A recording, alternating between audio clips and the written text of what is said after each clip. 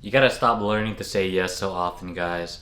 It's something that a lot of people do just because they fall into peer pressure and they believe that people will like them more just because they say yes. And maybe they do like you more, but it's not for a good reason. In this video, I discuss some key points about why you should stop saying yes so often. And let's just jump straight into this video. If you like this video, make sure to like, subscribe, and comment. Point one is just realizing that if you keep saying yes, people are just gonna start using you. It's something that will it's bound to happen if you keep saying yes to everything. Like, hey, is it cool if I copy your homework, or if it's cool if if I borrow, I'll get like $10 from you, I'm gonna pay you back, and they never do. They're just gonna keep like they're gonna keep nagging you about stuff like, oh, could I have this, could I have that, like, oh, you could do this for me, right? And they would try to play it off like, because you're my buddy, or you're my best friend, or you're my bro. But you should realize that when people say stuff like that, yo, you're my bro, right? You got me, right? Like, you cover say something like $10,000 worth of medical expenses that they have because they can't pay because they don't have insurance or whatever.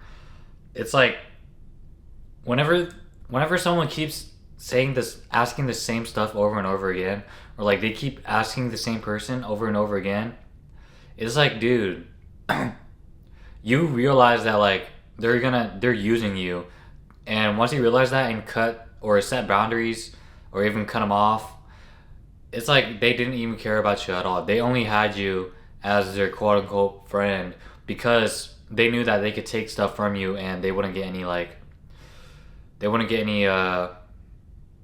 what's the word I'm looking for?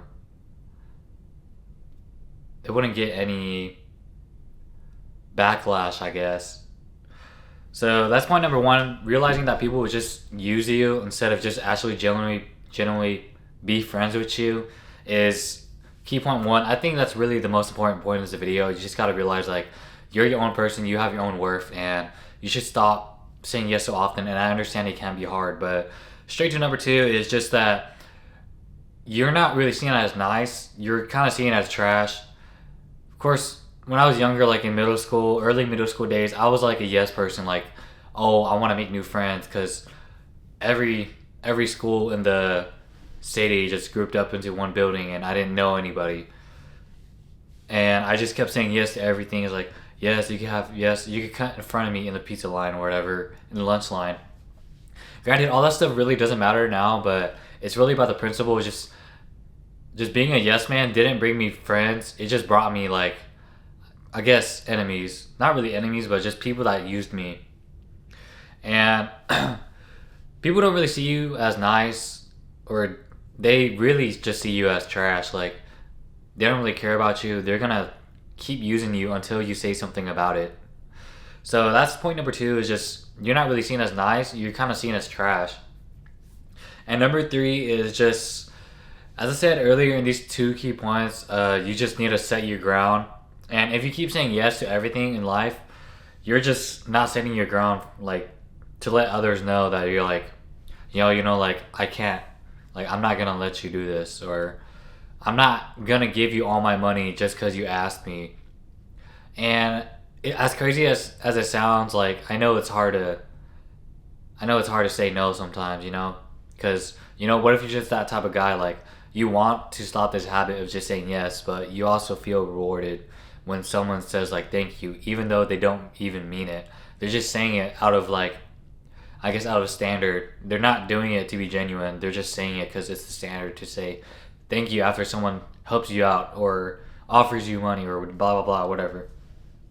But third one, you're not really setting yourself up for I guess success if you just keep saying yes to everything. This applies with jobs. If you keep if you don't fight for a better wage, not really fight, but if you don't ask for a better wage or you don't ask for raises, your employer is not gonna give you raises. They're not gonna be oh, this guy's been working so hard, I'm gonna give him a $3 raise. Some companies do that, but majority of corporate jobs, they don't really care. If they could pay you less, they will.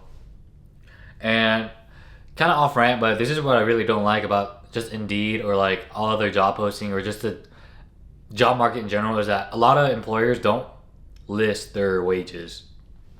And it's not because they forgot. It's for a purpose. It's to see how low they can pay you. And of course, they want you to say, like, oh, you can't tell other employees what you're making because you're making more than them. Which in reality, it can be true, but it can be false. Majority of it is false. Although, maybe some people do get paid better, but majority of the time, you're all getting paid the same. You guys are all getting paid the same. You guys think you're getting paid a lot, which is not the truth. The reality is you guys are making like average or well below average, and since you guys can't discuss that, then no one's ever gonna know. But correct me if I'm wrong, but in the United States of America, it's technically not legal to discuss your wages. That's something that employers try to do to like keep you quiet from discussing your wage. I've noticed this in many companies, even the employer I work for. But I don't really care. I'm kind of truthful with my finances. I give 100% transparency, and I want to like, I guess I want others to feel more comfortable sharing their financial situation too, which is what this whole entire channel is about. But anyways, back to the points. Last point is just learning how to say no, because it really helps you out in life. As I stated earlier about with your job, accepting the lowest paying offer or accepting a worse job just because it's the only job that hires you. So let's say you're a doctor and you did something really bad and you got fired from the hospital, and instead of trying to go to other hospitals, and I understand that it might be on your record. I'm not sure how hospitality is, but you're not trying to get back into the next best job. Some people, they just apply everywhere, like fast food, retail, anything, just to get a job. And I understand that you want to get back on your foot, and realistically you should have an emergency fund, but even that's like, majority of Americans, I believe, do not have an emergency fund, which is kind of disappointing, but we live and we learn, I guess. But anyways, back to my point. You can't just accept every single job that you get, or you can't accept every offer like, oh, this guy's gonna offer me like $50 to mow his yard, and you accept it instantly instead of just waiting for the next guy that offers you 100. And they're the same size lot, like 1 acre. I don't know prices, but just in general, just like that. So those are my key points in this video. I'm sorry if it's short or a bit long, and that's all I have for this video, guys. Like, subscribe, and thank you.